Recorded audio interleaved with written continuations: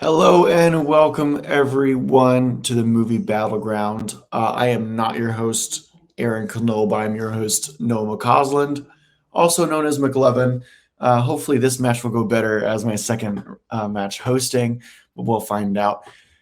It doesn't matter about me. You came here to watch two other people debate, and those two people are going to Ryan Permison, and he's probably going to murder me when I bring him on because I probably pronounced that wrong.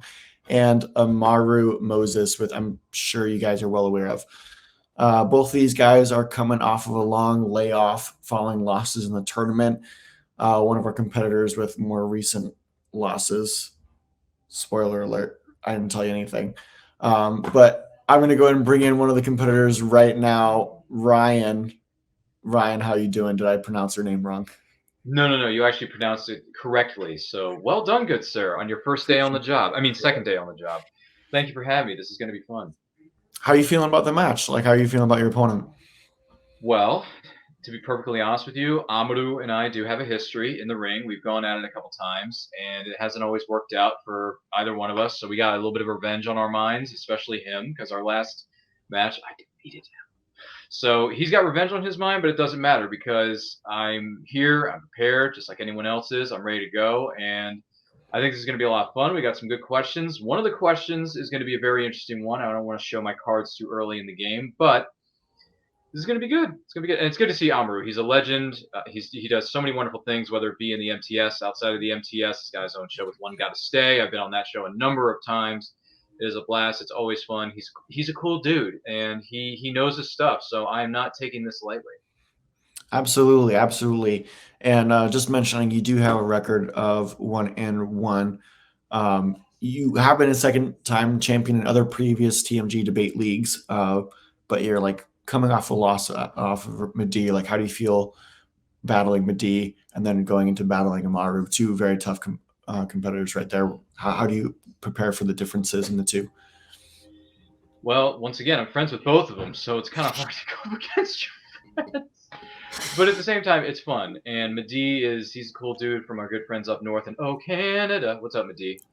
And whether when we're up against each other, it's fun. I think Medi has way too much caffeine, and I take things very seriously. He takes things a little too seriously, so he needs to cut down on that caffeine a little bit there, baby. But either way, it's going to be fun going up against both, whether I win or lose. I mean, I would like to win. I'm a competitive person by nature, so winning it's in my system, it's in my blood. So it'd be nice to win, but then again, if I don't, hey, there's always next time. You learn more to a certain degree. You learn more from losses than wins, as someone may have once said in a professional sports league that I don't care about because I don't follow sports unless it's movie trivia. That is a professional sport, and that's actually really good sports entertainment. But other than that, let's do this thing. I'm ready to go. Absolutely, absolutely. So we're going to go ahead and drop you to the back, and I'm going to bring in the other competitor with the record. I didn't do this for Ryan. I'm sorry, Ryan. Again, this is my second time hosting, so you got to get used to it. I'm bringing my second competitor with the record of 2-1. You guys know him. Everyone knows him. It's Amaru. Amaru, how are you doing today? I am doing good. It has been a long week. It's been a long day. It's been a long couple of months. Been really, really, really busy.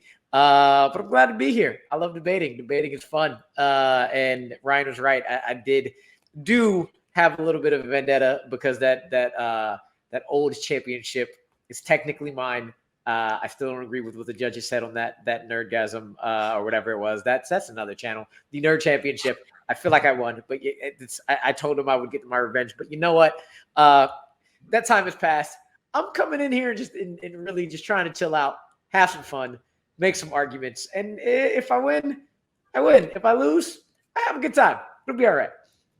Oh, exactly. You're coming off of a loss of Jay Burns. Everyone knows kind of how Jay Burns can debate. Do you feel much more comfortable battling Ryan or Jay? I feel comfortable debating anybody at any point, at any time. I don't care who it is. Like, I believe that debate is one of the biggest strengths I have, especially the way I prep. But you know what? I've been so busy. I kind of not as prepped for this one as I normally am. I'm prepped, but not as intricately as prepped, which is actually going to be fun because it's going to also prep my mind to see if I can like go help myself really figure out how to counter things on the fly. And so I'm gonna enjoy this. And Jay, that match was fun. It came down to the wire. Wu-Tang, baby, Wu-Tang. So absolutely. If you guys haven't seen that match, go see it. It's a hell of a match. I probably would have debated. I think I not debated, but judged in that one. So go ahead and see that one. But anyway, enough about that. We're going to go ahead and drop Amaru to the back because I'm going to go over the rules for just a second. Movie Battleground is the best of 5 rounds. Sorry, the first player to 3 points wins the match. Each round is worth 1 point. 3 points in a row is a win by knockout. And if there's a tie after round 4, it activates round 5, which is the blind round. Now, that will be discussed later in the show. Rounds 1 through 4 are going to be normal debate. So the stage 1 is going to be 60-second opening argument, followed by stage 2, which is a 2-minute solo pitch, followed by the very, very fun 4-minute open debate where our competitors will go back and forth debating, probably talking over one another if it gets passionate. And then stage 4, which is a 60-second argument. But I'm sure you guys are ready to watch the match. So we're going to bring Ryan back in here. We're going to bring Amaru back in here. We're going to go to round number 1. Question number 1, which is kind of funny because this would have been a question in a previous match that I was in against our lovely Aaron Knoll. So if you want to see someone get absolutely destroyed, go watch that. But that would have been our question number 4. And this question is, what is the most iconic character introduced in a 2000s animated film? And funny enough, both of our competitors picked the same exact choices that we did. So without further ado, I am going to go ahead and I'm going to let our competitors go ahead and talk. I'm going to drop my... Goodness gracious. Noah, we can't hear you. We should have been able to still hear you. Yeah, I should have just stopped my because I'm an idiot. Training wheels, man. Training wheels. Exactly. Aaron, I'm not going to make you cut that. We're going to leave it in because it shows realness and shows why you can trust me. But, Amaru, you're the favorite going into this match because you are 2-1. So I will leave you to answer. Hold on. I'm going to get the timer running first. Get it ready to go if I can find it. Oh, look at that. We jumped forward in time. Anyway, Amaru, I'm going to have you go ahead and start talk. When you start talking, the clock will start ticking. You got 1 minute. We're having a great time.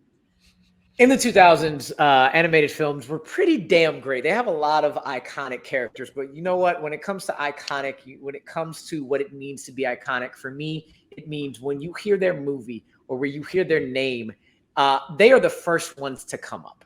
And for me, I hear 2000 animated movies, I get a list, and the first thing that comes to mind is Eddie Murphy's laugh and yell and smile, because you could see a smile in the one animated character named Donkey. For me, the most iconic animated character introduced in the 2000s is Donkey from Shrek. And I'm going to yield the rest of my time. Okay, we're going to go ahead and pause and reset that. I'm going to go ahead and hide his answer. And then Ryan, when you start speaking, I'm going to start this timer and we'll go from there. So when it comes to the 2000s, we had a lot of different films come out within the animated film genre. That is very true.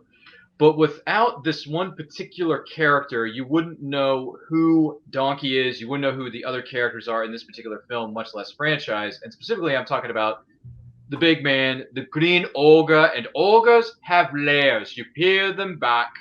And I'm talking about Shrek. Shrek is voiced by Mike Myers. Big name in the comedy realm. He was huge in the 90s. Stayed as a big name in the 2000s because of Shrek. You wouldn't know who Donkey is without Shrek. There are a million other reasons why Shrek is the most iconic character of the 2000s, but I will get more into that as we go along. For now, I will yield the rest of my time. Look at that. We're going to go ahead and stop the time. Short from both of our competitors. And we're going to go ahead and move into round 2, which is going to be the 2-minute debate. And Amaru, that's going to go back to you. I will begin the timer when you start speaking.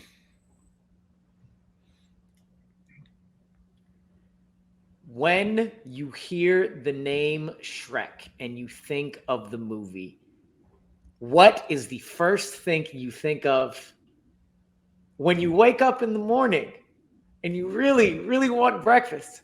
What is the first thing you think of? Everybody, what are we doing? We're making waffles. And that's only one of the most iconic quotes to ever be in an animated film, because Donkey took the man's movie that has his name as the title and takes it over.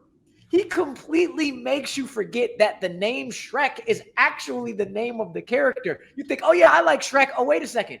Shrek is actually the character. I forgot, because Donkey and Eddie Murphy and all his iconic lines and everything he does, all the singing, him just becoming just all the little points, him becoming a stallion, and I think it's 3, and just, I'm a stallion, baby. It's Eddie Murphy. Mike Myers is not more iconic than Eddie Murphy. Shrek can't be more iconic than Donkey, because Donkey is the one character, the first character you think of whenever that comes up. You think 2000s animation. You think that big smile, him marrying a dragon, him becoming a stallion, him coming in and just taking over and making the movie good, and then taking it from there, what Mike Myers does, and making it great. Donkey steals every single movie. He steals every single scene he's in, and he is the first person you think of. He's the first animated character you think of when you hear the name Shrek. How can you be the title of the picture and you're not the first thing that comes to mind? You don't want to know how? Because Donkey is more iconic. He's the most iconic animated character of the 2000s. And that's going to be his time. Great time management there by Rue. We're going to go ahead and go to Ryan. Ryan, your 2 minutes will begin when you start speaking. Once again, when it comes to the 2000s and this particular film, Shrek, that I'm talking about here, we've heard the words waffles, we've heard the words donkey way before this movie ever came out, right? So without Shrek, without the marketing of this film being marketed as Shrek, you would not know, you would not even care about the supporting characters. Without the big green ogre who kicks off the movie with All Star by Smash Mouth, showing you his daily routine, and then he rescues the princess from the tower, rescuing Fiona, all that jazz. Like, you wouldn't see those kind of elements of storytelling are synonymous with like previous elements of storytelling. When it comes to Donkey, yeah, we make waffles. Okay, waffles have been around since the beginning of time. Everyone has said, oh yeah, you know what? I'm going to babysit my cousins this weekend, and then next morning I'm going to make waffles. I mean, look at the movie Uncle Buck. John Candy made waffles and pancakes that were humongous, that people remember a little bit more so than others. So with that being said, Shrek has so many movies in his franchise. Do I see any movies that are called Donkey on them? No. Did Donkey get his own spin-off series of films like other characters have in the Shrek universe? No, they didn't. Why? Because the executives just thought, you know what? I don't think it's going to work with a solo spin-off for Donkey. That's why we're focusing on Shrek. That's why we're focusing on other characters within the Shrek universe. So Shrek's the biggest fish in the pond, man. Also, if it weren't for Shrek, you would not get other spin-offs, shows, and movies and all that jazz that may feature Donkey, but he is not the centerpiece of those movies or TV specials. Shrek and his friends. Shrek is still the lead. Shrek is still the big draw to these films, to these TV series, to these spin-offs, everything that happened in the 2000s and beyond. So you got to take into account, without Shrek, you wouldn't get Donkey. Without Shrek, you wouldn't get the other characters. And that is a fact, Jack. That's why Shrek's the most iconic character of the 2000s. I yield my time. And look at that. I don't have to say time at all so far. Let's hope we keep it that way. Anyway, we're going to move on to the 4-minute open debate. You guys know what time it is. You guys know how fun this is. We're going to have these two competitors go back and forth in a sort of word chess. So whenever one of you starts speaking, I'm going to go ahead and start the timer. You can figure out that metaphor on your free time. So here's the deal. Just because you're first doesn't make you more iconic. It doesn't make you anything. It really doesn't matter where you start. It matters where we are now. It matters where you end up. And if you want to talk about who's the most important, because they're the start, sure. But we're not talking about important. We're talking about iconic, memorable, the one that sticks out in everybody's head. You look, Blade was the first modern day comic book movie. Is he more iconic than the X-Men and Spider-Man? Hell no. He is not. So just the first, just because you paved the way, does not mean you are more iconic. You are more important, but not more iconic. In the end, Spider-Man and X-Men are way more popular.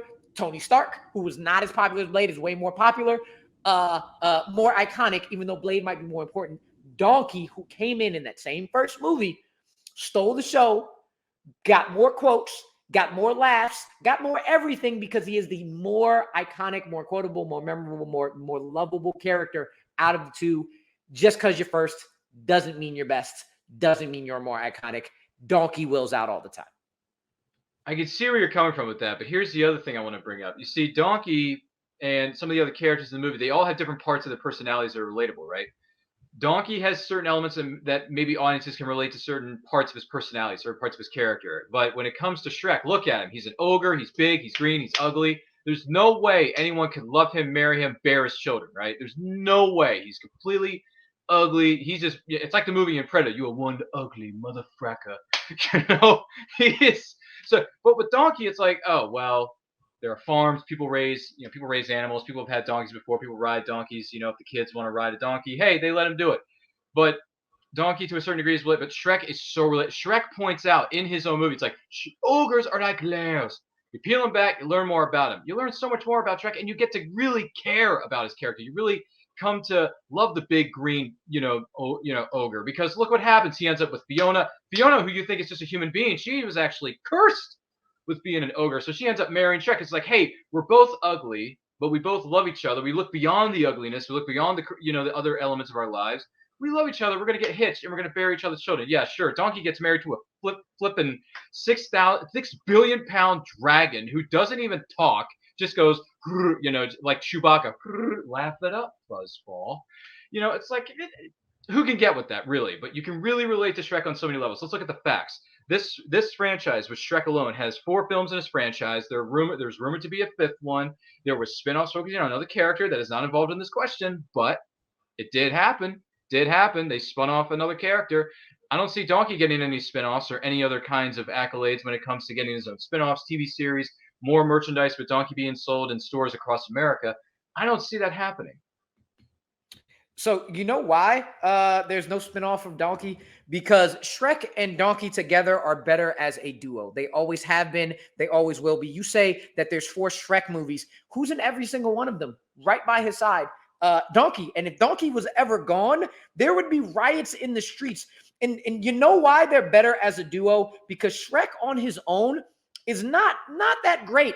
Donkey makes him better. Donkey is the more relatable because he started out as trying to escape slavery, and he is perseverance personified. He is always happy. He was always looking at the bright side. He's always trying to make Shrek look into the things that you're not ugly. Of course somebody wants to marry you because it's Donkey who's doing that. His perseverance personified is much more relatable. It's much more lovable. And that's what makes him more iconic and stand out more because people want the happy. They want the optimism. And you need Donkey to make Shrek as popular as he is.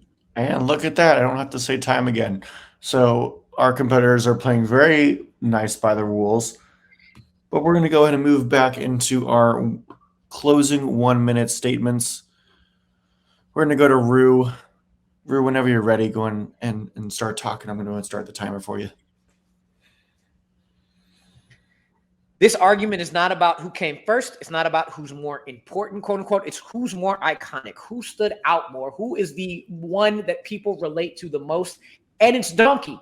Not only is Eddie Murphy as a comedian more outgoing and more easily more, you're able to point him out better than Mike Myers, but as a character in general, you are the one, he's the one who you quote more. He's the one you gravitate to more. He's the one that Shrek needs in order to be the character that you know Shrek to be. No, he did not get a spinoff, but again, there's going to be no Donkey without Shrek. There's going to be no Shrek without Donkey, and he's better in the films. That's how iconic he is. You need him in the Shrek films more than the guy who the movie is named after.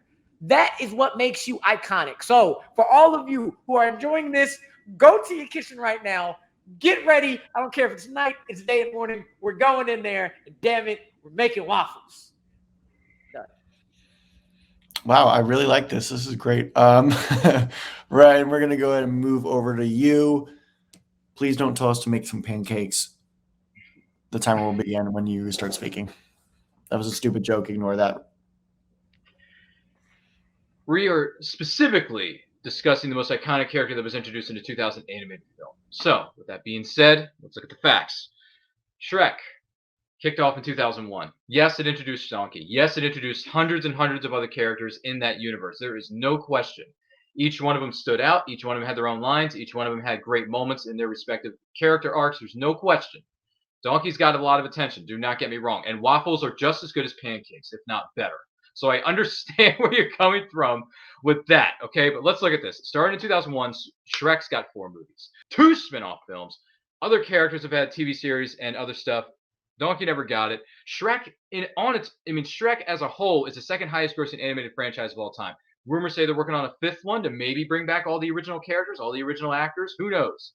You know what I'm saying? Shrek itself won Best Animated Film in 2002. It has made over $3.5 billion worldwide. So when it comes to relating to a character, understanding a character's motivations and feeling bad for him and really getting to know him, there is no better way to do it. I feel like this timer's going way off. Time. Yep. But still, dang it. I was like 3 more lines. I would have been finished, but doggone it. I muted myself and started the timer. I started the timer at the right time, but I just brought it back on screen. Unfortunately, a little too late. Go and strike how many of those words you want off the record, judges. I'm sure you guys have your decisions made already. Ugh. We're going to go ahead and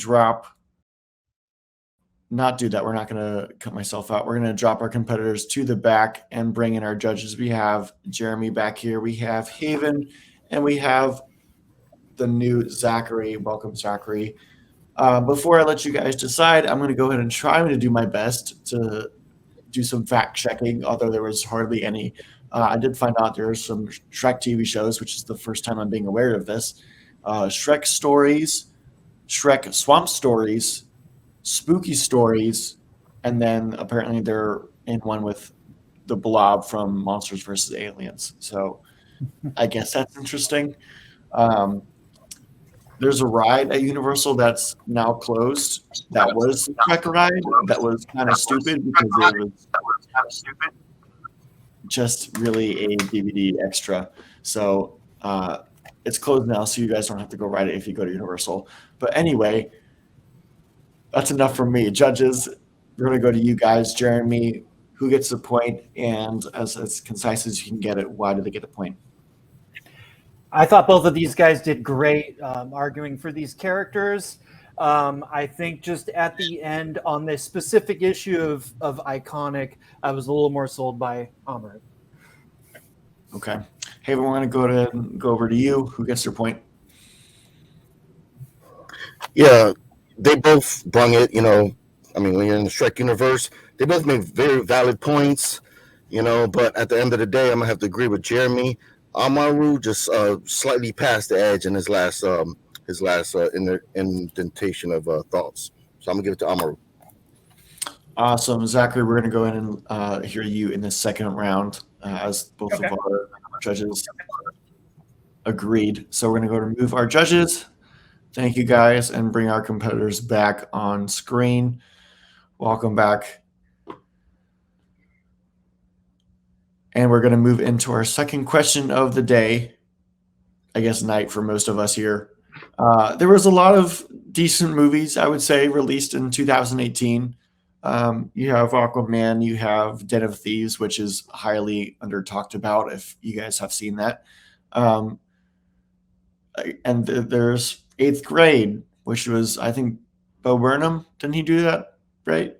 Yeah, he did do that. I'm not stupid. There was Hereditary. But the question is, what movie released in 2018 should get a sequel? And maybe it's some of those, maybe it's not. We're going to find out right now. We're going to go ahead and go. I keep doing the same thing. We're going to go ahead and go to Ryan first this time. I'm going to share my screen to get the timer ready. Why am I talking to myself? Who knows? We'll find out. Stay tuned. Go ahead, Ryan, for your first minute. All right, so 2018 was a rough year in cinema. There were definitely some highlights for sure, just like every year. But at the same time, there were some troubles in the water. There's no question. So I had to reach into something known as a mixed bag and pull something out to say to myself, you know what? I liked this film. I think it had potential. I think it should be given another shot and get a sequel, right? So in this case, I'm going with a completely wild card pick out of the deck of cards. I'm going with 2018's The Darkest Minds. Okay? The Darkest Minds is a dystopian superhero film that was directed by Jennifer Yu Nelson, written by Chad Hodge. It's based on Alexander Bracken's 2012 YA novel of the same name. It was produced by Sean Levy, who has a very good reputation of making family-friendly movies for audiences out there. And I truly believe that this film has potential and to do a lot of other things, but I will discuss more of that as we get into the rest of this round. For now, I will yield the rest of my time. I was trying to look for the right word, Rue, but there you go. I guess he yields it. Thank you very much, Ryan. And then Amaru, we're going to go to you. Whenever you start speaking, I'll start the timer for you. First and foremost, Blind Spotting was in 2018. It can never be a bad year. But anyway, there are reasons movies should get sequels. There are the reasons because the actors are so great. They have amazing characters, and you want to see more of them. You also have the reasons that the story is just made to be able to continue, and you want to see where they're going. The story leaves you with questions, or just leaves you with what is the next adventure. And also, there's also the fact that just people want it, and it might be the least the least important reason that people want it, but it's a reason nonetheless. And when you have that support behind you, when you really, really want to give the people what they want, I just got one hashtag for you. Make Solo 2 happen. I yield my time.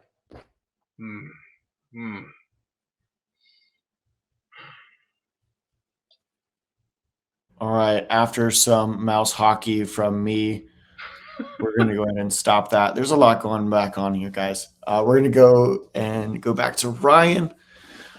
Ryan, your 2 minutes will begin when you start speaking. So with this film, more specifically, The Darkest Minds, okay?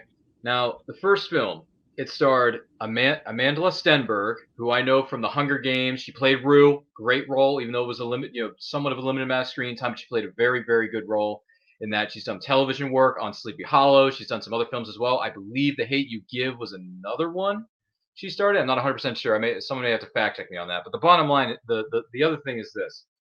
This is set in a dystopian future with a group of kids who have these powers, but they are in labor camps. They have different colored wristbands that specifically say what kind of powers that they have. And these people, the government, these members of the government are trying to control them and have them do stuff for them. Where the kids, they just want to live their own lives. So there's a lot of familiar elements from other stories, but at the same time, you can take this story in so many different directions when it comes to the Darkest Minds sequel. Because at the end of the first film, the lead character manages to escape with a couple of her friends. They get out of Dodge, but the rest of her friends are still captured. So eventually she's going to have to go back and rescue them, but also, expose the darker side of the government, tell everybody what has been going on, why people with special powers are being mistreated, why we should trust people who have gifts, and then, also figure out who not to trust who has these kind of gifts. So you can get a lot of new up-and-coming actors in there. You can get like a fresh kind of director to direct the future sequel. And, you can still bring back members of the cast. Amanda Stenberg was in the first one. Mandy Moore was in the first one. She's a big name right now, and This Is Us. Gwendolyn Christie was in this film, for Pete's sake. So you've got a really good name cast that can shepherd in some of the younger members of the cast. Sean Levy can come back as producer and really take this film, this sequel for The Darkest Minds, into really a million different directions. The possibilities are endless with the Darkest Minds sequel. I will yield the rest of my time. All right. We'll go over to Amaru. Amaru, 2 minutes will begin when you start speaking.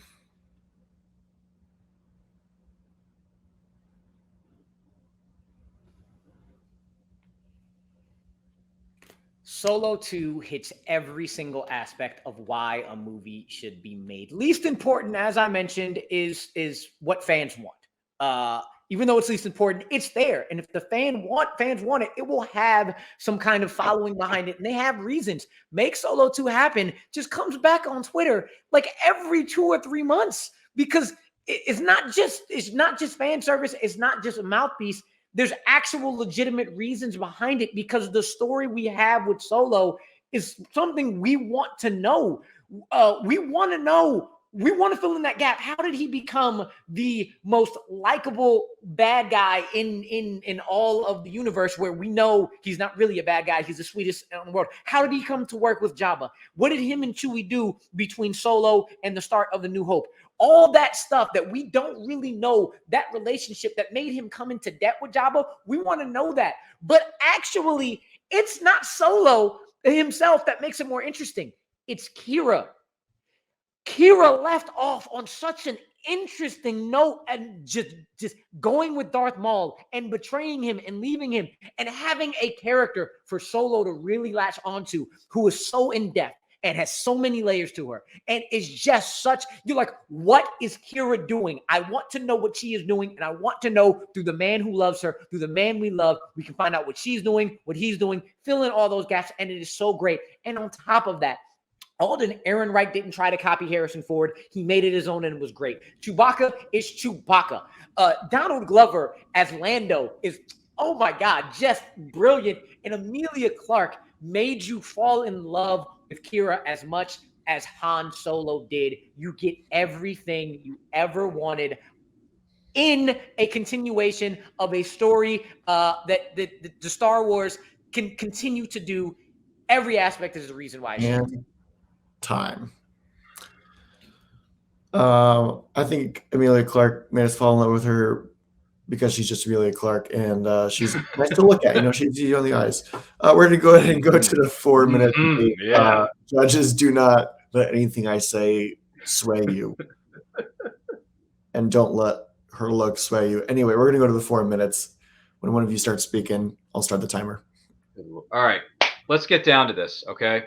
I didn't hear one man, one woman, one child scream over the interwebs that we need a Han Solo origin story. Nobody in their right mind said on the interwebs, Ryan, we need a Solo movie. I want to know how Han Solo became Han Solo. I want to see how he met Chewbacca. I want to know how he got that ship. No. Why? Because we already got his story in the original trilogy. We got a continuation of his story in the sequel trilogy, despite what the haters and that whole thing has a mixture of different results. We know that. But needless to say, no one was cramming for a Han Solo spinoff movie. Nobody wanted it, but we got it. And here's what happens. Okay, Kira, I'll give you that. Kira's good. Emilia Clarke, beautiful woman on the planet. One of the most beautiful women on the planet. She's got a good character arc, no question.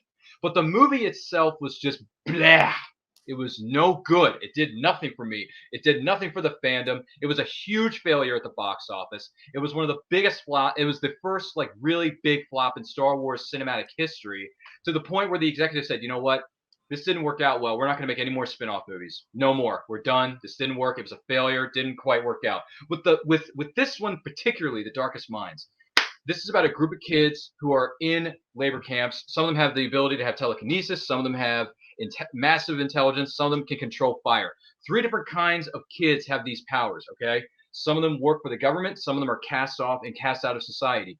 There is an element of classism, class warfare that you can explore in this universe. And also, you can do so much more with these characters played by Amanda Stenberg, Mandy Moore, Gwendolyn Christie, the younger actors in this cast that can make names for themselves in their careers and explore this universe of okay, we have these kids with powers, but where do we go from here? Do we treat them with respect? Do we actually accept them into society? Do we let them get jobs? Do we let them get married? Or do we push them aside and put them in prisons and just keep them buried in a hole forever and never to be heard from. No. Ryan, There's so many different themes that you can explore with the Darkest Minds, more so than a Solo sequel, that you can easily fix in a TV series on Disney Plus. There aren't so many themes you can go through with the Darkest Minds because it's a book series. It has a story. It has a place you have to go. And if you diverge from that story, whatever it may be, the fans are going to go after you. You want to talk about a flop? Nobody saw this film. Nobody wanted to see this film. I don't even think it crossed 100 million. And I'm saying that because I'm overshooting what I think it actually is. Nobody saw it. So you're talking about flops. Nobody saw that movie. Nobody liked the movie at all. No critic liked it. It is 100% panned.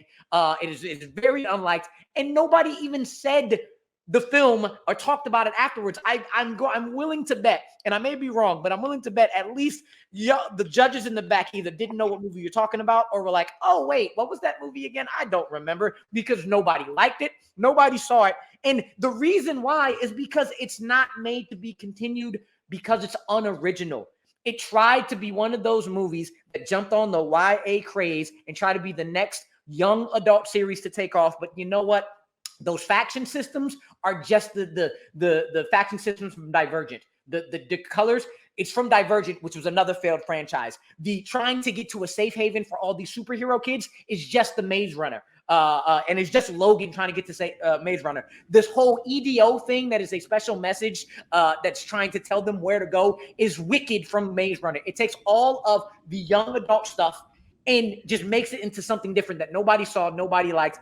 Nobody wanted Solo, yet somehow everybody's looking for the hashtag of make Solo 2 happen. It's not about where it starts. It's about where you are now. And it's one of the biggest hashtags in Twitter over the last years. And time. All right, with a fun little 4-minute debate, we're going to go ahead and go to our 1-minute closing arguments. Ryan, we'll go to you whenever you're ready.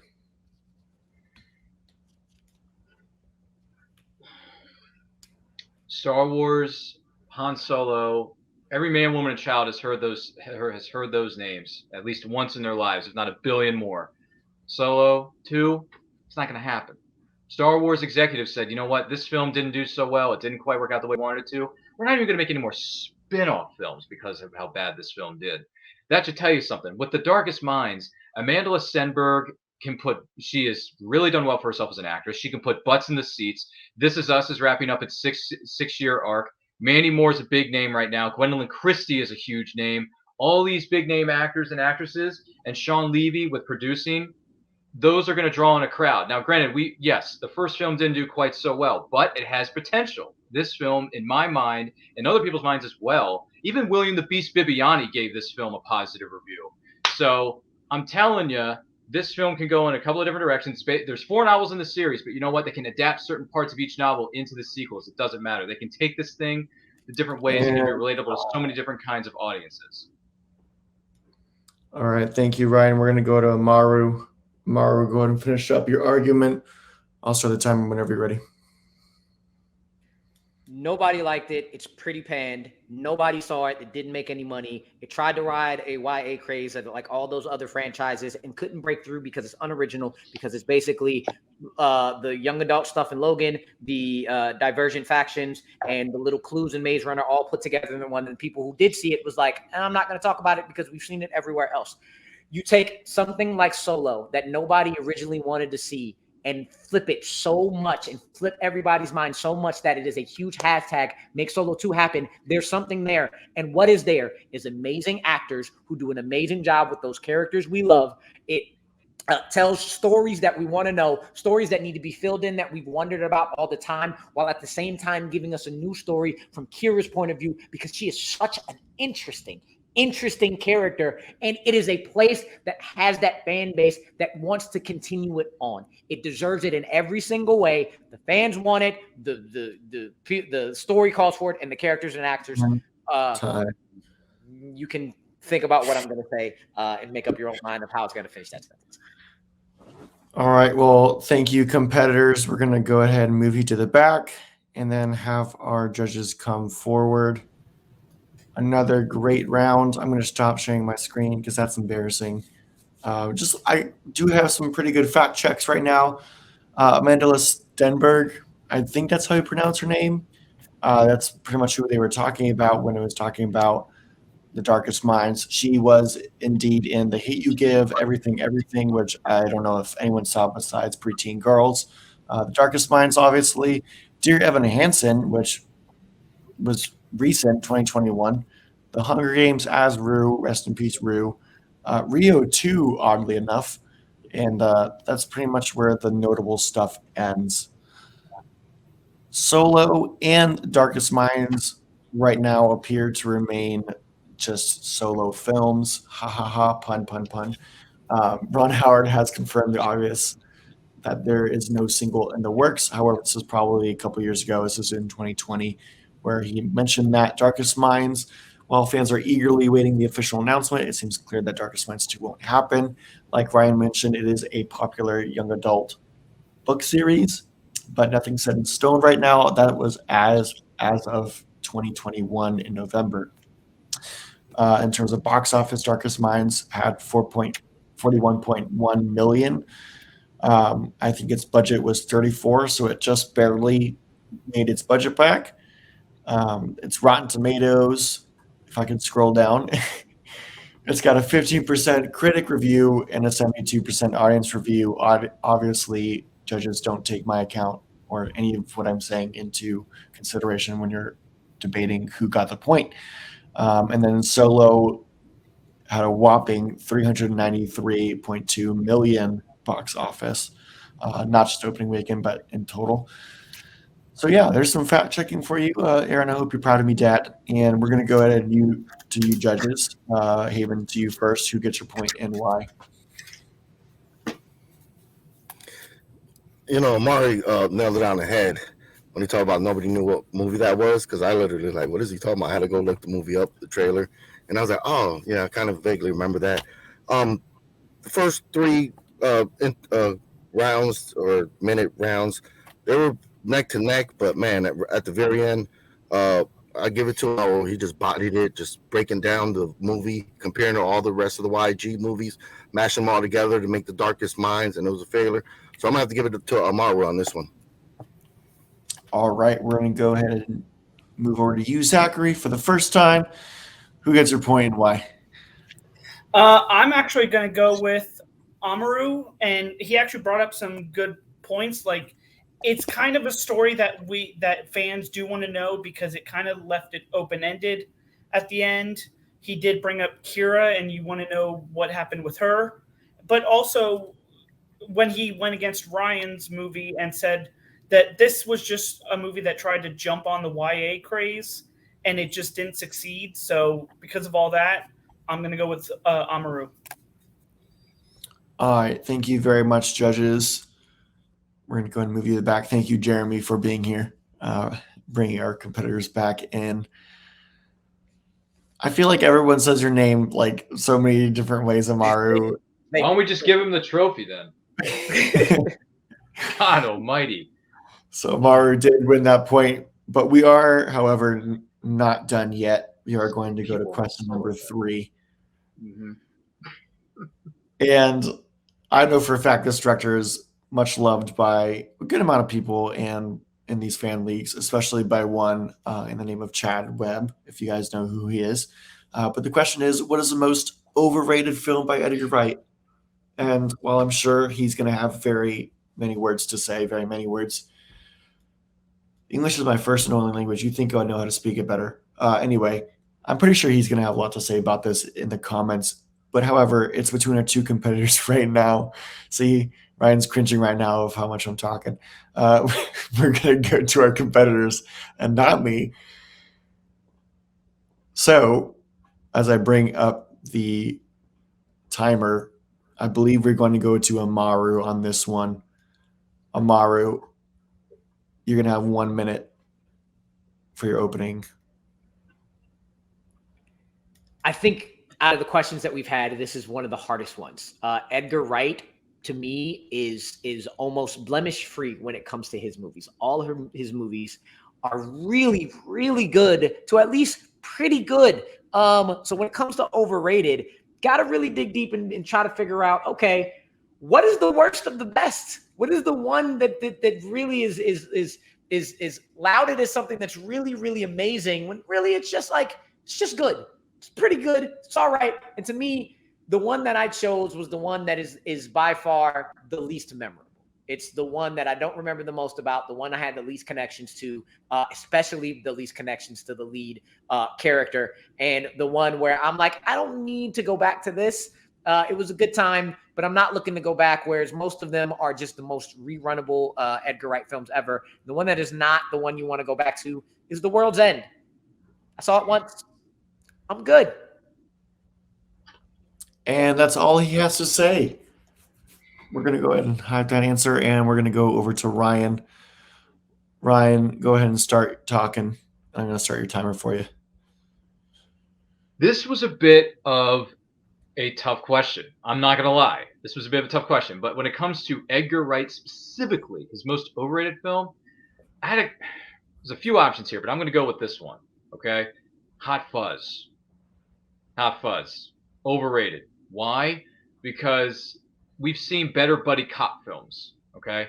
We've seen better films in that genre that have really good jokes, really good casting, really good storyline, even good, like, I know you're focusing on the humor of it, but don't get me wrong, but there are good storylines throughout other buddy cop films, and Hot Fuzz just isn't one of them, which in my opinion is the reason why this is Edgar Wright's most overrated film, is indeed Hot Fuzz, that stars, I believe it's Simon Pegg, Nick Frost, if I'm remembering that right, as well as everyone else in Edgar Wright's circle of friends. It's just overrated. Why? It's just it's a buddy cop film that we've seen a million times, but done better. That's why. And time.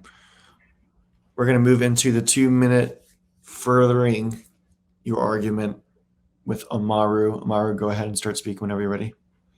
Hot Fuzz? Are you kidding me? Hot Fuzz probably is the most hilarious, the most thrilling, the most memorable, the best put together movie Edgar Wright has ever created, and you make that the most overrated. Oh my gosh.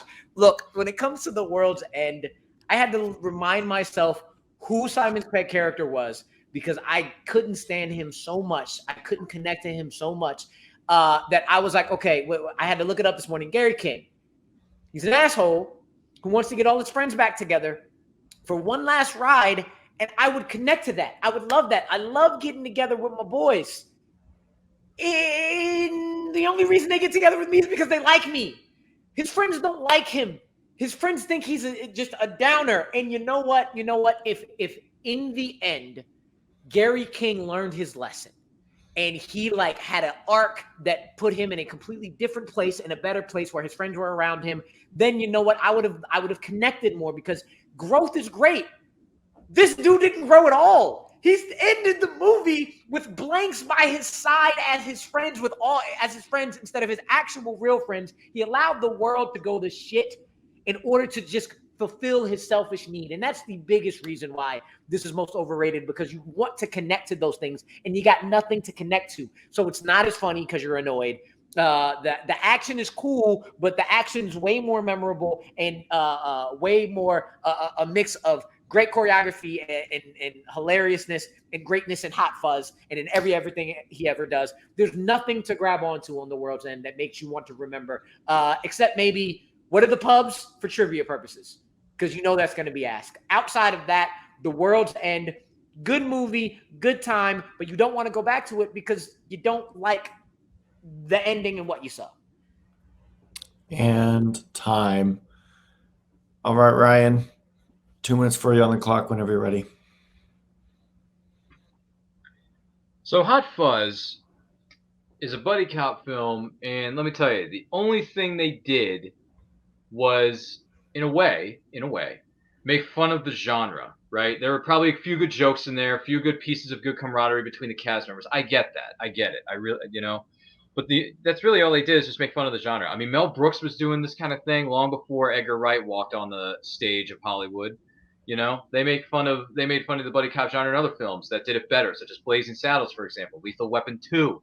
Lethal, the first Lethal Weapon, maybe even Lethal Weapon 3, if you because the first 3 are good. Lethal Weapon 4 is just no.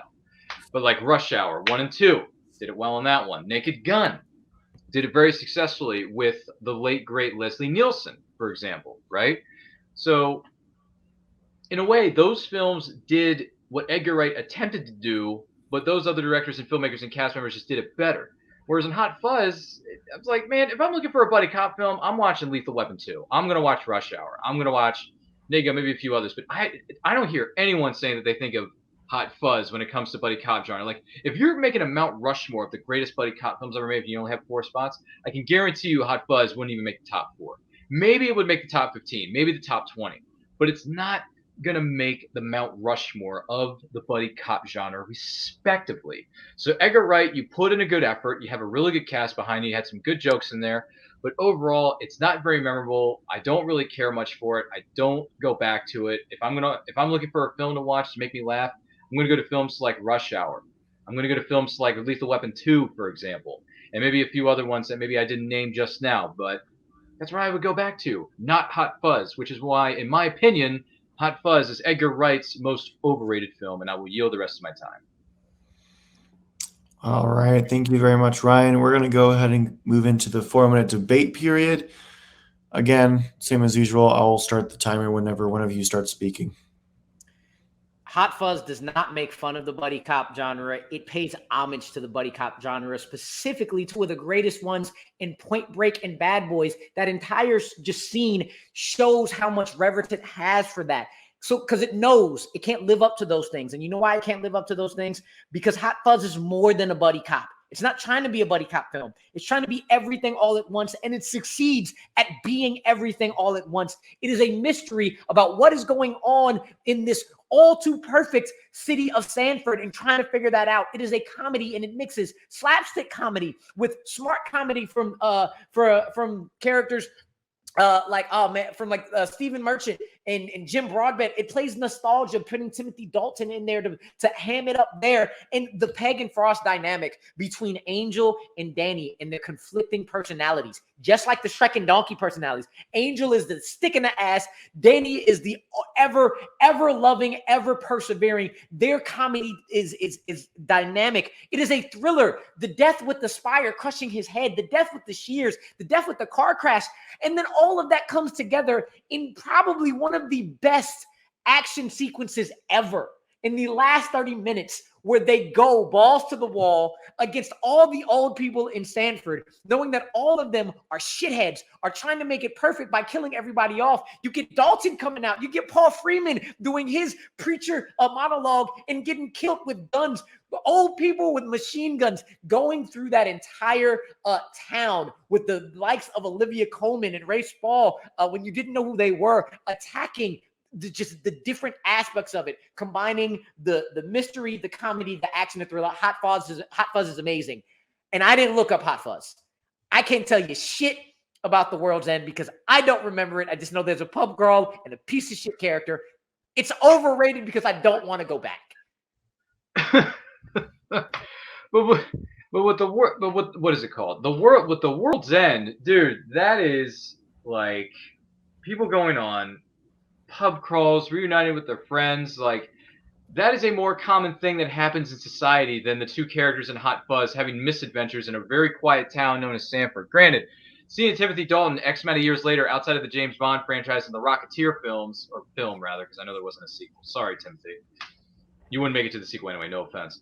But seeing him in that, you get Paul Freeman. Yeah, sure, you get some nice names in there thrown in for good measure. Do not get me wrong. But The World's End had like a trilogy story arc, whereas Hot Fuzz, there weren't any spin-offs. There weren't any, anyone else writing up fan fiction for those characters in Hot Fuzz and anything like that. People were like cramming for like, when's the next film in this overarching trilogy with Simon Pegg and his friends going to come to a close? Well, it came to a close in The World's End. Granted, I'm pretty sure World's End made more money than Hot Fuzz, so that should tell you something right there. Have you seen the RT numbers? Maybe the RT numbers are higher for World's End than it is for Hot Fuzz. That might tell you something. Sometimes the numbers can speak.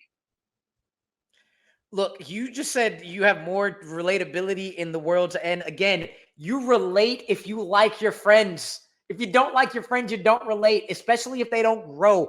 Hot Fuzz. What do we do in this community all the time? We talk movies, we drink alcohol, and we make fun of each other, especially if one of our friends has a stick up their ass. That is all Danny tries to do with Angel the entire movie. Talk movies, Bad Boys and Point Break, drink alcohol at the pub when they're off duty and sometimes when they're on, and make fun of each other to make him laugh and smile and open up. What is more relatable than that? And then you get a great comedy and a great mystery and an epic action piece all put together in something that is so, so amazing. It is far, far from the most overrated movie in Edgar Wright's And time. All right. We'll go and head to Amaru, I believe, for your 1 minute closing debate. So look, I just spent a lot of time trying to debunk his argument. So let me just really focus for this last minute on why The World's End is overrated. It's not bad. It made a lot of money. It's a probably critically acclaimed because Edgar Wright, Simon Pegg, and Nick Frost does that. But when you want to talk about his most overrated films, you got to talk about the one that you don't go back to. You got to talk about the one you don't connect to. You got to talk about the one that you're like, this is good, but you know what? It's not up there with the rest of them. So this is overrated. If anybody picks this as the best of the Cornetto trilogy, the best of his films, I don't know what you're talking about because you have a protagonist that is not a protagonist. You cannot stand Gary King from front to back. He doesn't grow. I don't remember any of his friends, though I was rooting for them to beat his ass. And you know what happens? They all die, and he's still alive. And he just decides to replace them with blanks. Blanks are the aliens that came over and took over. I forgot Rosamund Pike was in there. Don't remember what she does. And time, Amaru. Sorry to ruin your flow. What goes around comes around, Rue, when it comes to not having the clock on screen. I am so sorry. I'm an idiot. Hey, you needed to get that back, so that's fine. Even ground now. I'm an idiot. I'm still rookie at this. You can blame Aaron for having me here. Ryan. Suck, Aaron. Hey, Aaron, you're cool. Aaron, you suck. Ryan, we'll go to you, and hopefully I don't make the same mistake. 1 minute when you're ready. Edgar Wright's most overrated film in his filmography, respectively. Gotta go with Hot Fuzz. Why? Because I don't hear anybody talking about this film today. You know what people are talking about today when it comes to Edgar Wright? Baby Driver. How freaking awesome is that movie? How epic is that movie? That is the best film in his filmography, in my expert professional opinion. Hashtag those are the facts, and they are undisputed. So when it comes to overrated film, you got to go with Hot Fuzz on this one. Sure, it's a buddy cop film. Sure, it has some good moments in it. Sure, it's got a great cast. Sure, it's got some maybe memorable characters. But at the end of the day, is anyone talking about it on the interwebs, on Twitter today? No! They're talking about how great Baby Driver was, and how great that soundtrack was, and how great that cast is, and how great those characters are, and how they're screaming for more adventures with Baby Driver, more so than they're screaming for more adventures with the cast and crew of Hot Fuzz. Okay, so Edgar Wright, if you're watching this, which I know you are, give us more Baby Driver type stuff and heist films because no one cares about Hot Fuzz. It's overrated. No one really remembers it. And that's it. I am so happy that someone brought my Baby Driver into the mix because that is one of my favorite movies from him. Although I will disagree with you. I think Shaun of the Dead is better. We're going to go ahead and drop you guys to the back before you can argue with me. We'll bring back our judges. Welcome, judges. I do have a little bit of fact checking for you guys. Not much going on. This is all I can do. So World's End, it did have a critic review of 89% on Rotten Tomatoes and an audience score of 71. Hot Fuzz had a 91% critics and 89 audience. Excuse me. By the way, this episode is brought to you by Hard Mountain Dew. It is quite good. It's really sugary. Anyway, World's End box office was 46.1 million, and Hot Fuzz was 80.7 million. So it did about double the damage at the box office. But that doesn't matter. What matters are the facts. And we'll go to Zachary first. Zachary, who gets the point and why? I'm going with Ryan on this. Like, when I think of overrated, it's more of like what he talked about, trying to do similar genre, but other films have done it better. And he brought up buddy cop movies and also just making fun of the genre. And I just feel like he brought to the point of like there have been other movies similar that have done it better. Awesome. All right, thank you. We'll go over to Jeremy. Jeremy, who gets your point and why?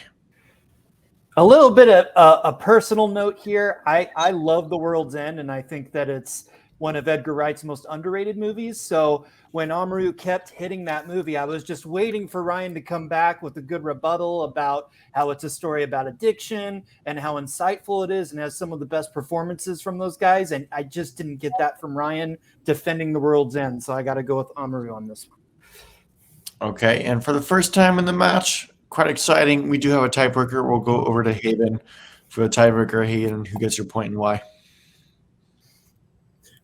Well, they both made very valid points. It's very slim on my end. Ryan kind of was swaying he was kind of not swaying my vote to him when he kept talking about Baby Driver instead of staying on topic. But as Zachary mentioned, all the points that Zachary mentioned is what I wrote down on my notes. So I'm going to have to give it to Ryan on this one. Awesome. Thank you very much. Judges will send you to the back. Thank you for your help and bring back the competitors. I'm pretty sure Ryan is breathing heavily right now. What is going on? Holy cow. All right, let me get to hold on a second. Let me dig up my notes here for question 4. Okay, this isn't a complete wash, okay? Holy crap. Rue. Oh, my God. We're going into the final round, baby. I did not see that. I didn't see that one coming. I did not see that coming. But this is, in the words of our good friend, good old JR, business has picked up, Rue. Well, moving on to question number 4. It's become increasingly aware that the X-Men being introduced into the MCU is becoming a very probable thing. That being said, there is a lot of garbage when it comes to the X-Men, but there is some good. There's some good. And with that being said, the question is, what is the most underrated entry in the X-Men franchise? However slim there is to pick from. We'll let our competitors decide what to do. I believe it is now going to Ryan first, so I'm going to draw myself back. Okay. Let me check the show notes just to make sure I'm right. Yep, Ryan, go ahead with your 1 minute. I'll start the timer whenever you're ready. I am very, very passionate about this franchise for so many different reasons. But when it comes to the most underrated entry in this franchise, I got to go with, I know this is going to be a bit outside the box, a little bit out of left field, but I'm going to go with this one. I'm going with specifically X-Men First Class, I feel is the most underrated entry in the X-Men franchise. Because audiences tend to forget just how solid this film is, First Class more specifically. The more recent films, whether you count them as Logan, Days of Future Past, and more, I remember for good reasons. But let's not forget where X-Men was prior to this movie coming out in, I believe, 2011. It was not in a very good place for a couple of different reasons, and I'll explore more of those as we go throughout the course of this round. But for now, I will yield the rest of my time. All right. Amaru, I promise I'll have the last couple seconds of the clock going across and not leave you in the dark. I'm sorry about that. We'll go over to you whenever you're ready.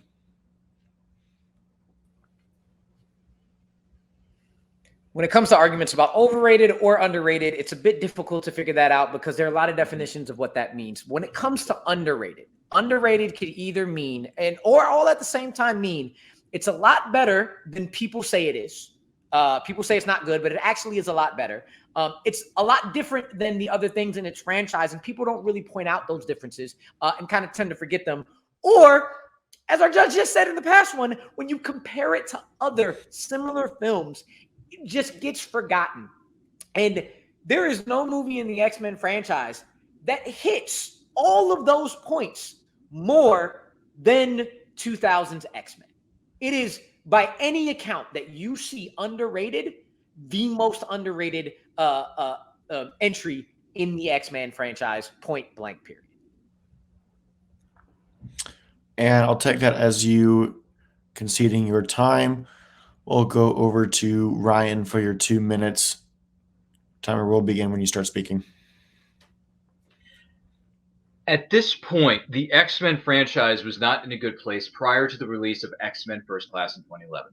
We had X3 The Last Stand. Didn't do so well with the adaptation of the Dark Phoenix storyline.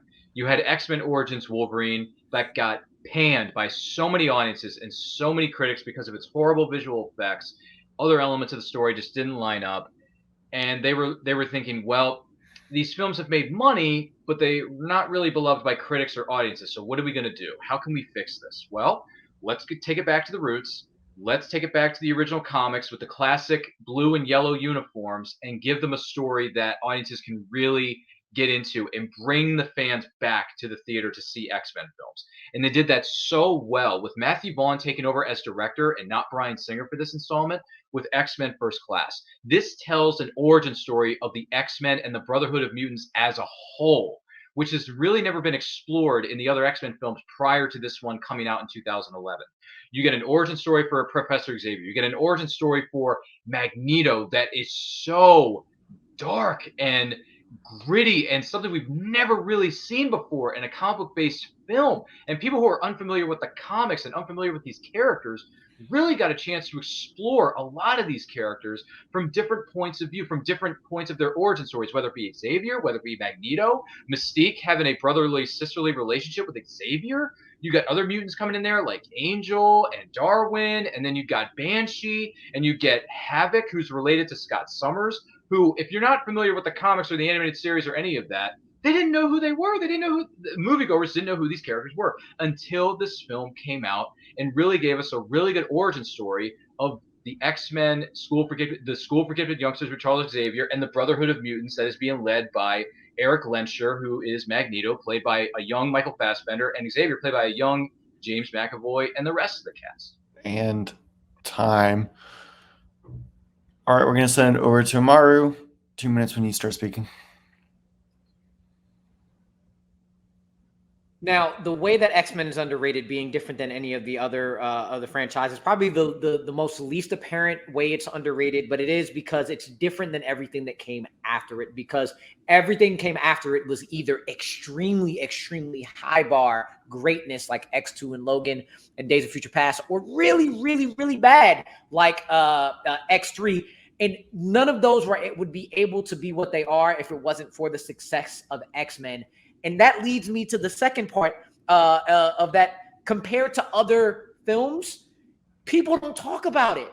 They forget that X-Men was the first PG-13 comic book movie to be successful and come out and lay the groundwork for everything else after. Blade was before it, but Blade was R, and everybody wants to point to Spider-Man as being the kickoff for that. And they completely forget that X-Men came out and killed it 2 years prior to, leading me to my last point. The fact that so many people never mention X-Men as one of their favorite films, as one of the best films, as one of the best made. And it's the one that showed and proved a no-name from Australia can make it as Wolverine. It gave you probably the best castings of all time in Patrick Stewart as Professor Xavier and Ian McKellen as Magneto. And it's not just the casting like Famke Jensen, who is a great Jean Grey. It's their dynamic together, especially the Malcolm versus Martin storyline between the two of them, bringing in the bigotry from Senator Kelly, moving it into the fake out of Magneto not wanting Wolverine but wanting Rogue, bringing everything together to show comic book movies can be more than just a schlocky thing. It can have intelligence, it can have heart, and nobody brings it up. Nobody. And they should. And time. All right, it's that time of the night again, the 4-minute debate period. Whenever anyone starts speaking, I'll go ahead and start the 4-minute timer. You brought up some really good points here, Rue, but here's another thing. For someone who hasn't read the books, for comics specifically, for someone who may not be familiar with the earlier iterations of these characters, for example, 2000's X-Men, for those generations that didn't grow up with the original trilogy like you and I did, this was their entry point for audiences into the X-Men universe, into the X-Men franchise, into the X-Men as a whole. You have a young up-and-coming cast, a director who is really showing his strengths here with this film, exploring these themes of being centered around the 1963, what was it, the 1963 Cuban Missile Crisis, having the X-Men and the Brotherhood thrown into that, and then you get a really horrendous dark story for Magneto and how he was. You get a little bit of a glimpse of that in the original 2000s X-Men, but in this one, you get even more background on Magneto, why he is the way he is, why his parents were murdered in front of him. He had to make a decision or he had to make a call on how to levitate that coin. He couldn't do it. His parents were murdered in front of him, and they had ideas for this movie. It was going to be a Wolverine story and a Magneto story, but instead they split it off. They focused on a Magneto story, but they encompassed it into an X-Men film as a whole. And also you get Kevin Bacon. Kevin Bacon has never really played a villain role until this movie. He plays Sebastian Shaw, leader of the Hellfire Club.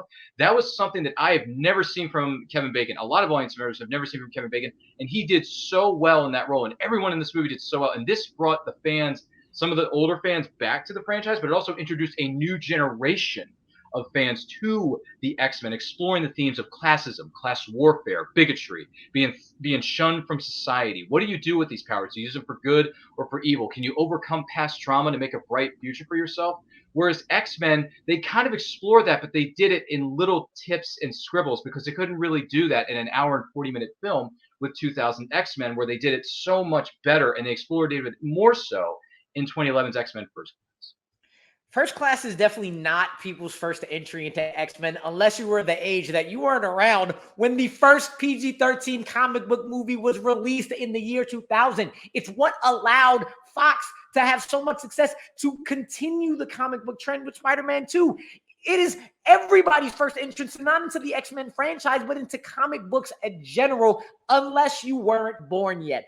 You, sir, continue to give me a synopsis of the film. I've yet to hear why First Class is underrated, because you know what? First Class is far from underrated because everybody talks about how it brought X-Men back from the brink that was X3, The Last Stand. Fassbender is talked about as one of the you know how hard it is to live up to Patrick Stewart and Ian McKellen? You bring in James McAvoy and Michael Fassbender, and they killed it. And everybody talks about, especially how Fassbender killed it. The bar scene in Argentina is often people's favorite scene in a comic book movie, period. People continuously talk about how great that film is, how great of a villain, and villains are so hard to do, how great of a villain Sebastian Shaw is. Look, it has one of the best Logan cameos.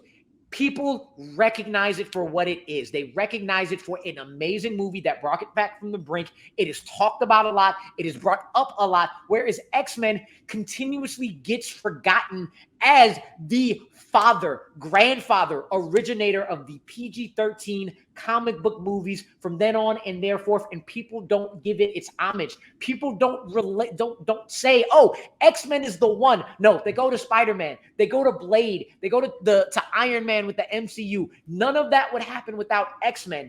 And even so, the fact that nobody mentions it. They mention Iron Man and they give it its props. They don't give X-Men its props. They do give First Class its props because everything there brought it back to the brink, and people recognize that. And time. All right. Thank you to both the competitors. We'll go over to, I think, Ryan. Ryan, your 1 minute debate, 1 minute closing debate.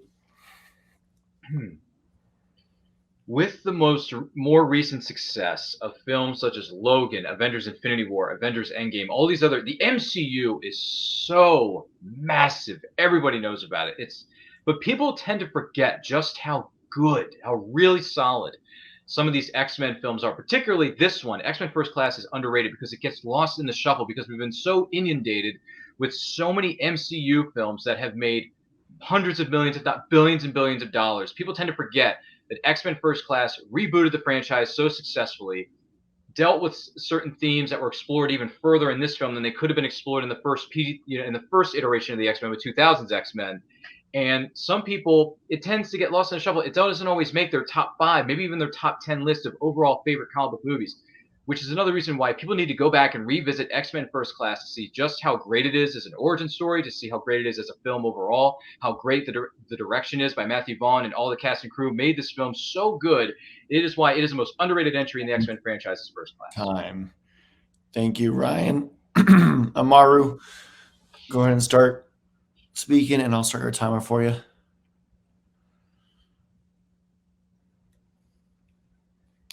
Until his closing, Ryan did not mention how First Class was underrated. He wanted to describe how great the movie was because people remember how great that movie is. They talk about how it brought back X-Men from the brink. People wanted to argue, why are we getting so many Spider-Man reboots and remakes? Nobody mentioned that with First Class because they knew how good it was and how much it delivers, and they give it its props.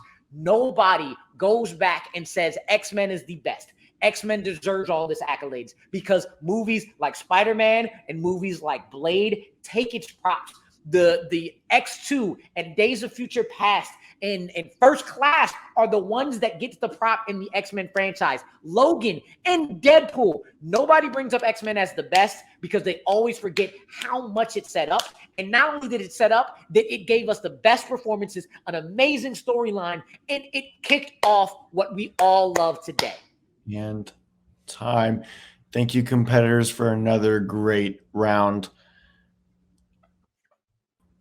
Who knows if this is going to be the last round? We'll find out. We're going to bring the judges back in here. And we'll start with Jeremy, Haven, and Zachary. I do have a little bit, not too much. I was kind of taken in by all the arguments going on. But in terms of box office, Deadpool 2 actually has the highest worldwide box office with about 786 million.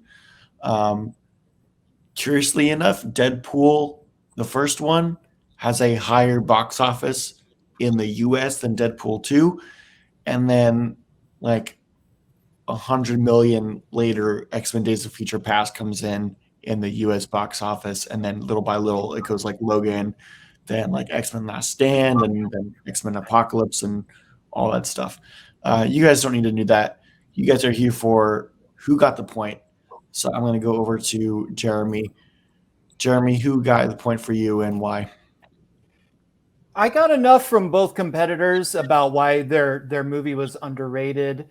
I think they both, were able to show how those movies get a little lost in the shuffle. So it was a bit of a tie there. So I was kind of left with what convinced me was the better movie. And both of these guys, both of them argued about how great X-Men First Class is. So because of that, I'm going to give the point to Ryan. Okay. Thank you very much, Jeremy. We're going to go over to Haven. Haven, again, who gets your point and why? Yeah, they both were bringing up a lot of good points. Not really saying why it's underrated too much, except Amaru. He really kept bringing up why it was underrated. He argued the point that X-Men First Class was a really great film. Out of all the X-Men movies that were coming out, it wasn't. It was kind of like a reboot with the same characters. So at the end of the day, I'm gonna give it to Amaru.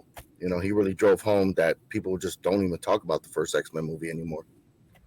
All right, and for the very, very interesting tiebreaker, Zachary, it's all on your shoulders. Who gets the point and why? So it was weird because Amaru kind of went back on something he said in a previous question when he brought up Blade and how he said everybody is talking about Blade and nobody's talking about X-Men, but he brought up that Blade is kind of lost in the shuffle with X-Men and Spider-Man. So that kind of lost me a little bit. But I actually went with Ryan just because he brought up how all the Marvel and MCU movies kind of are overshadowing it. And also how First Class kind of was better in terms of getting to know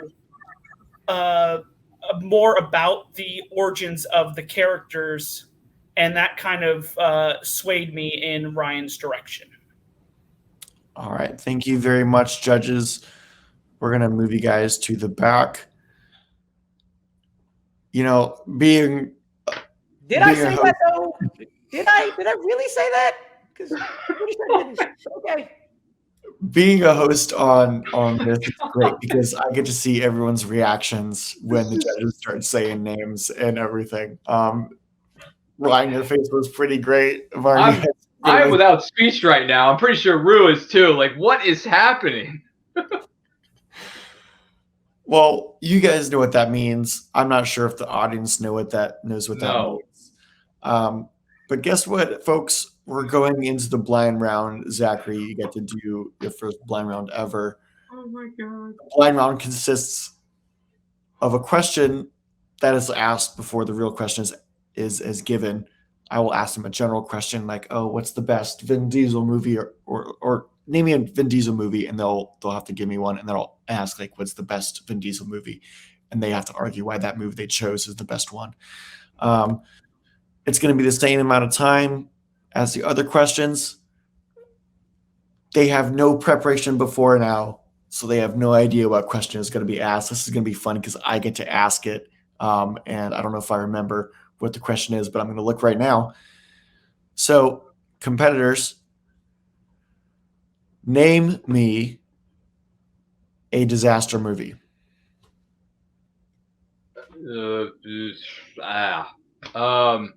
Armageddon.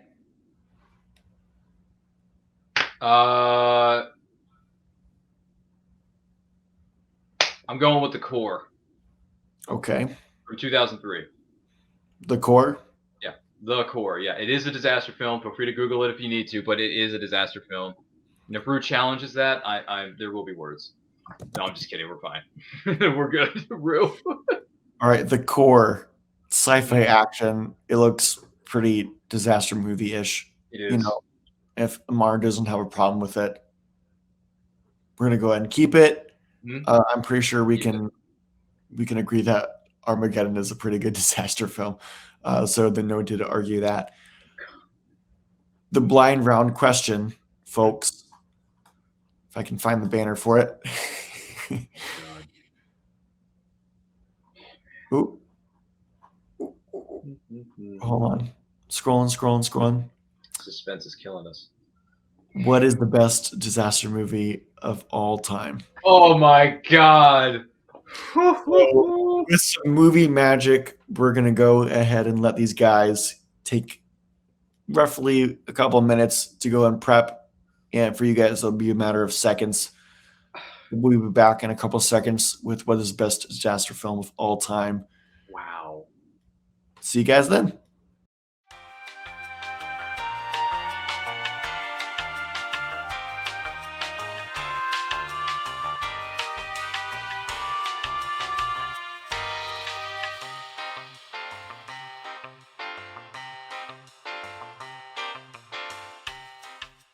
We're back, everyone. What felt like maybe a couple seconds for you was a little bit more behind the scenes. And just to remind you guys, the question is, what is the best disaster film of all time? I don't know if it goes by who answered first or if it was who says it. Anyway, we're going to go to Amaru anyway for the opening round. So Amaru, I'll draw myself to the back. Amaru. Ooh, oh, wow, I'm pressing all the buttons. This is great. Quick question. Is the time a little different or the time exactly the same? The time is exactly the same. It's not going to be a speed round at all. Oh, okay. So it's going to be the same. Wow. All right, now Amaru, whenever you're ready, go ahead and start speaking.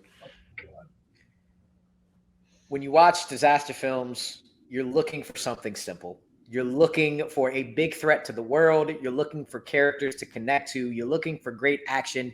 You're looking for movie stars. You don't need anything big, in-depth plot. You don't need like big and great dialogue. You don't need like the things to really make you think. You want to see shit blow up. You want to have big characters. You want to have great one-liners. You want to have amazing set pieces. And there is no disaster film that hits every single aspect of what you want in a disaster film more than Armageddon. You're the rest of my time. All right. I will go ahead and stop that time whenever I can, which will be now. And Ryan, it'll go over for you. You probably want this over with whenever you start speaking. Timer. Okay, when it comes to disaster films, we've seen blow-em-ups before. We've seen asteroids. We've seen earthquakes. We've seen tornadoes. We've seen hurricanes. We've seen people trying to understand why the Earth is crumbling before their very eyes. But we have never seen a group of scientists and a group of other people in similar fields go deep into the Earth's core, the core of the actual planet, to see what exactly makes the Earth tick. Why has the core of the Earth stopped spinning? Well, they're not 100% sure, but they are going to take a ship known as Virgil and going to go deep into the bowels of the Earth, into the core of the Earth, and find out why it is suffering, why it has stopped spinning. Why is the Earth going to be entirely destroyed in the span of 6 months? 6 months to a year. Armageddon, that formula has been done to death with comets coming in, people exploring things in space, people going to outer space, whatever. That has been explored one too many times. Whereas the core, they did something a bit different than your typical average disaster film, which is why The Core from 2003 is the best disaster film of all time. And that is time. You said The Core a bunch of times, so I wouldn't go ahead and put the banner up there. Although I'm pretty sure that they knew what your answer was. We'll go back to Amaru. Amaru, let me scroll up. There's my 2-minute mark. You got 2 minutes. Time will begin when you start speaking. That scene when some Asian country, I'm sorry, I don't know if it's China or Tokyo, that is blown up by those asteroids. You get New York City blown up. You get this big asteroid and all those action pieces. Check, shit blown up. Big characters. Let's not even talk about the stars. Let's talk about Michael Clark Duncan coming in big, swole, ready to go. Let's talk about, you get the big, literal big, and you get the small big and Steve Buscemi and his crazy ass Rockhound shooting up everybody on the asteroid. You want to talk about those great characters? You have so many great characters. You killed off Owen Wilson like that. That's how good and how many great characters you love are in this. You got Liv Tyler to get the love interest. You want movie stars? You got Bruce Willis. You got Ben Affleck. You got Will Patton, who everybody knows by face. Because when you see Will Patton on the screen, you're like, yes, this dude is it. He may not be a name movie star, but when you see him on screen, you know this is about to be the shit. Just go look at Gone in 60 Seconds. Look. Everything about this movie is absolutely amazing when it comes to disaster films. The armadillo trying to jump the gap in floating in space, and when they come back and you hear them go, yes, yes, it is the stand up and cheer moments when you get the space station escape, when you didn't even know you were getting Peter Stormare, and then he comes on and he's the Russian cosmonaut and they have to escape the fire. It is everything you want in a disaster film. And then on top of that, when you get everything you want and you didn't think you would actually get the emotional moments, when Harry dies, you cannot tell me the tears don't come down every single time. Ben Affleck hitting that screen and saying, Harry, no, what are you doing? And he takes it and he gives it to Billy Bob Thornton. You remember all of it because this movie is absolutely amazing. And time. All right, Ryan, we'll go over to you for your 2 minutes. I'll start it whenever I feel like it.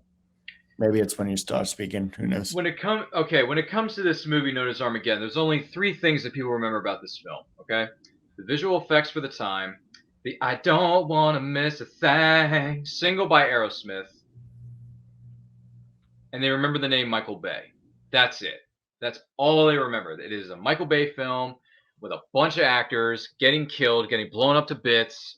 Visual effects are cool. You got beautiful Liv Tyler, the daughter, I should say, of rock and roll royalty from Aerosmith, Steven Tyler. Hello, beautiful woman, by the way. No matter whether it's back then or now, Liv, we love you. So, but the core is so much different and so much better because it has a well-stacked cast with Aaron Eckhart, Hilary Swank, Delroy Lindo, Stanley Tucci, Richard Jenkins. Okay. Some of the biggest names in Hollywood teaming up to save the world in a different way than just being blasted off into space for the billionth time. They are in a ship going deep into the Earth's core, figuring out why it stopped spinning, trying to save the Earth. Whereas in Armageddon, they're just trying to stop a comet from touching the Earth, okay? That's been done so many other times, even before the Michael Bay film came out. With the core, you get a different take on the disaster film genre. With the core, you get a really good score. You get a really good soundtrack from 30 Seconds to Mars, with their song. And you get a really good cast. Some of them Academy Award-winning people in that cast too. Whereas Armageddon, then not so much. So the core, so much different, so much better. Better visual effects, better storyline, better cast, and a whole bunch of other reasons. Greater score, better memorable end credits theme song with 30 Seconds to Mars. I forget the name of the song. I apologize. It's not coming to my mind at this point. But there may be a few other reasons why this film is so much better than Armageddon. And all the things that people remember it are Michael Bay, visual effects, and I don't want to miss a thing. That's why it's not as memorable as the core. And time. This is your last 4-minute debate period. You guys know what's up. I'll start at the timer when you start speaking. Thank you for giving me 3 extra things to add on to the 5 amazing things I've already mentioned. I didn't even mention that Michael Bay does action almost better than everybody else. It's the crap dialogue and everything that he does worst. And you know what? This is probably the best he does out of all of them, because you want to talk about a stacked cast. Just put him up to, I already mentioned Will Patton and Bruce Willis and Ben Affleck and Steve Buscemi and Michael Clark Duncan and Liv Tyler. I didn't even mention the other, I know that guy, and when he's in it, it's great, and William Fichtner. This cast is stacked. You said not Oscar worthy. I'm sorry. Ben Affleck is one for directing, and he's been put up for nominations. Buscemi has also been nominated. I'm pretty sure Billy Bob Thornton actually won an Oscar for Sling Blade. So we have a pretty stacked class. It doesn't touch it because they actually drill it with like 30 seconds left, making your heart pounding, because that's a world killer.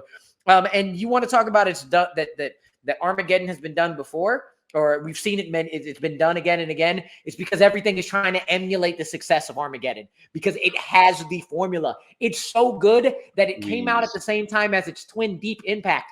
And nobody cares about Deep Impact because Armageddon is such a behemoth. My question to you about the core: is the core the sphere? Is it life, or is it Prometheus? Because taking a bunch of scientists from a bunch of different fields to go and look at something that we know nothing about is a very, very common story. And all 3 of those, at least I know a lot more than the core. I see where you're coming from. Well, in this case, the name of the ship that goes down into the core is Virgil. And also their plan B in that movie was something called Destiny, where they were going to give shocks to the Earth, like generate earthquakes to make it start up again since the core had stopped. But no, Joshua Keyes, led by Aaron Eckhart, says, no. We're going to go deep into the core. We're going to use these weapons of mass destruction. We're going to use them to restart the core of the Earth and get the Earth core spinning again, so that people can live and the Earth can continue spinning and living for X amount of hundreds of millions of years. Where in Armageddon, you're just trying to stop a comet from blasting into the Earth. And by the way, when it comes to Michael Bay as a director, his best film is The Rock. No one. I mean, sure, Armageddon may be in his top 5, but it's not number 1. People talk about The Rock a heck of a lot more than they're going to talk about Armageddon starting tomorrow at 9 a.m. Eastern Standard Time, Pacific, whatever. So when it comes to the core, more original, better visual effects, really good cast, great score, really good story. Whereas the core, people tend to forget just how good this film is. If you really explore its themes and everything else, you care about the characters, you care about the other stuff that goes down in the film. Some of them have families, some of them don't, and they're trying to figure out, how do we really start the core, because plans A and B have failed. And they come up with a plan granted, I know this happens in a lot of films, don't get me wrong, but they come up with a plan C in the last 30, 40 minutes of the movie. You're like, we can figure this out. We got this. But it takes a lot of sacrifice. Yes, there's sacrifice in Armageddon too, like any other disaster film. But at the same time, the song, maybe Liv Tyler and Michael Bay directing it, is the only thing that people are going to remember from that film. Whereas the core, at least it's original, gives it something different within the genre itself. The Rock is not a disaster film, so I don't care if it's better, because it is, but it's not a disaster film. We're not arguing that. We're arguing best disaster film. You want to talk about it having themes? Okay, I'll bring up themes for you in Armageddon. Themes of family and loving your family between Bruce Willis and Liv Tyler. Themes of forgiveness between him and Ben Affleck, forgiving him for the things that he's done, and Ben Affleck forgiving Bruce Willis. Theme of not giving up on your dreams, and Billy Bob Thornton wanting to be an astronaut and getting that patch at the end to show your dreams still come true in different ways. You want to reach for those? Like, you want to reach for the course? I'll give you actual examples of themes in mind on top of what we want in an actual disaster film that is actually memorable and gives you everything you want. Liv Tyler, I don't want to miss a thing, and Michael Bay, Bruce Willis, the Armadillos, Peter Stormare, the scene in Tokyo, the scene in New York City, And that's the scene. It's eating away at him, isn't it? Well, you get to finish your thought, Amaru, because your 1 minute closing debate begins now. I have continuously given you reason after reason after reason, and then was given 3 more by Ryan himself. Thank you, of why Armageddon is the best disaster film of all time. Because disaster films, you don't compare them to the best films of all time. You compare them to other disaster films, and nothing does disaster like Armageddon. Nobody does action like Michael Bay. Everybody tries to live up to it. Deep Impact, who tried to battle with it, could do nothing with it at the same time, being almost the same movie because it's not as interesting. It's not as exciting. It doesn't have the stacked cast. And the core, I didn't know who the cast was beforehand. The core is just, if you want to talk about it's been done before, it is unoriginal because it is a group of scientists going to look at something they've never discovered before. We saw that in Prometheus. We saw that in Life. We saw that in The Sphere, which came out about the same time. And I always try to forget, which one, The Sphere and The Core, which one has Aaron Eckhart and which one has Samuel L. Jackson? I don't remember which one because they kind of are interchangeable. Cannot be the best disaster film of all time if I can do that. And time. This Battleground episode is sponsored by High Yield Savings Account, by the way. We're going to go over to Ryan. No, I'm stupid. I'm not funny. Ryan, go ahead. 1 minute when you begin speaking. When it comes to the best disaster film of all time, you got to go outside the realm of The Usual Suspects. This one is so different, so out of left field, does something different with the genre, gives you a really, really good cast, a really good soundtrack, really good score, good direction by John Emile, who previously directed Entrapment, okay, with Sean Connery, the late, great Sean Connery, and the very beautiful, gorgeous Catherine Zeta-Jones, okay? This guy has directed really good films in his genre. This one, particularly The Core, is one of the best of the bits. Why? Because it is the best disaster film that takes the genre in different directions, explores different themes with a really well-stacked cast, a really good auteur director, and a really good storyline that takes things to a completely different level. And the visual effects are some of these visual effects are things that we have never seen in a disaster movie before. Whereas Michael Bay has done the same thing time and time again. Whereas John Emile did something different, flipped the genre on its head, and that is why The Core is the best disaster film of all time. And time. Yes, I do realize that I had let the timer stay on screen for the entire time. I realized at the end of Amaru's round that I did and decided to do the same for Ryan. So sorry, Aaron. This is what you get when you hire me. Actually, joke's on me. I don't get paid for this. Regardless, we're going to go ahead and bring our judges back because they're going to make a very important decision. Welcome back, judges. I do have some fun little fact checks going on. The Core movie cast, for those of you not aware, yes, it does include Aaron Eckhart, Hilary Swank, DJ Qualls, Stanley Tucci, Delroy Lindo, and Bruce Greenwood, among some of the more famous people, although I'm sure you guys will recognize a lot more on there. Armageddon obviously includes Bruce Willis, Liv Tyler, Ben Affleck, Stu Buscemi, Michael Bay. Does it? I don't know. Maybe that's wrong. Billy Bob Thornton, Michael Clark Duncan, Peter Stormare, Will Patton, William Fichtner, and a whole bunch of other names in there. The list goes on and on, you know. Some other interesting, the end credits song in The Core for Ryan was Echelon, I believe, by 30 Seconds to Mars. And some interesting information. Ben Affleck has only been nominated for 2 Academy Awards and won both times he's been nominated. One for 1998 when he won Best Writing Screenplay written directly for the screen with Good Will Hunting. Surprise, surprise. And he won Best Motion Picture of the Year with Argo. Billy Bob Thornton, because that was another name that was kind of brought up with awards and everything like that. He was nominated for Best Actor in a Leading Role with Sling Blade, which he won. Actually, I believe he won for Best Writing. Now, he didn't win that directly, but the movie Sling Blade won for that, and he was also nominated for Best Actor in a Supporting Role with A Simple Plan. That being said, this does decide the game. We're going to go ahead and go to Haven. Haven, who gets your point and why? Wait, did I do this right? I'm just All right. yeah, you did. Okay. Yeah, I'm just wondering if Ryan's cheek is still stinging. With Amaru telling him, "Keep Armageddon out your fucking mouth."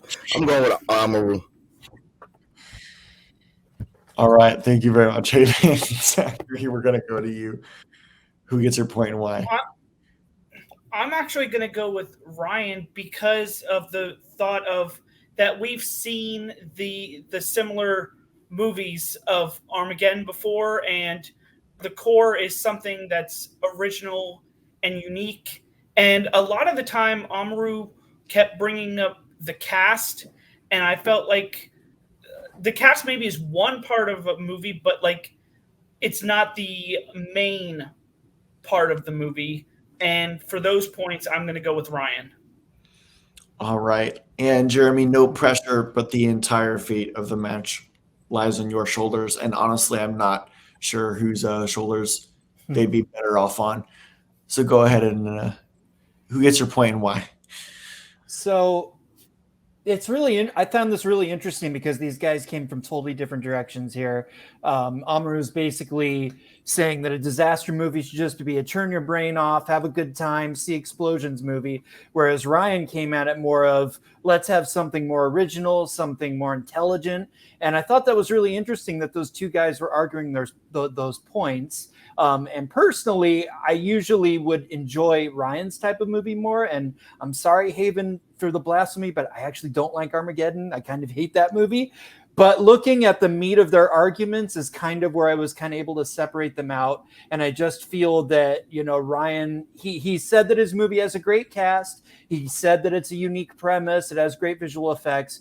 But Amaru was really able to get in there with telling us who the characters that his cast played, individual scenes. He brought a lot of passion talking about what he loved about Armageddon. And I just felt that he loved his movie more than Ryan loved his movie. And I just got more from him, even though I may disagree. He convinced me just through the way that he argued his point. So I am going to give this to Amaru. Awesome. Thank you very much, judges. We're going to move you guys to the back because your winner with a score of 3-2 is this man right here, Mr. Amaru Moses. Amaru, how are you feeling about that win? I just would like to point out the number of things I mentioned in that last debate that were not actors. Pretty sure that's a good amount of them. Just to make that very, very clear, but there were many more things mentioned besides that. Other than that, this was a fun time. I wasn't too mad going into 5 rounds just because debating is fun and going against Ryan is really fun. Ryan, I love you. I won every round. I'm sorry. But this was great. I had a lot of fun, and I'm glad to get this win. Well, I know that you were going into this match feeling kind of relaxed and not taking it too seriously. Did that go away through the course of this match? Did you start getting a little more on the edge of your seat? I always got a little bit more on the edge of my seat, but I made sure to stay relaxed. I was getting reminiscent of that last one. If I wouldn't have won this, the relaxation would have taken over, but I'd have been like, so 2 times now against Ryan got stolen from. Sure. But it didn't work out that way. I actually won. So it's all good. But the relaxation, because life is great. I've been doing a bunch of stuff lately. The relaxation was going to just be the utmost over everything because I need it right now. Absolutely. Well, because of your help with being a judge and everything, Aaron himself has put together a little summer invitational. I'm not sure what the bracket is. I know he has it here, but I'm not going to show it unless he puts it on.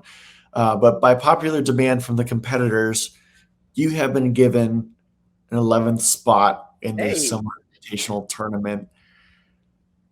And what a happy coincidence. But his next competitor is none other than me. All So I right. get to do Wrath next. Lovely. How do you Love feel it. about being a competitor? Don't hold back just because I'm here. I'm happy to be in it. Summertime is a lot more free for me. So again, the relaxation will be there. I'll tell you that though, Noah. I'm sorry. I will be also more prepped. Like the notes will be there. So you're gonna get full blown debate me 100%. And it's gonna be fun to see how that works out, man. Well, I'm ready for it. I'm not gonna get too invested in it because I'm a host. So I'm not gonna take any sides, including my own. It's gonna be fun to see you in the match, though. Noah, talk your shit, man. Talk your shit. Go ahead and do it. I'm gonna wait till the match to do that, Amaru. It's a good host. It's a good host. I applaud that.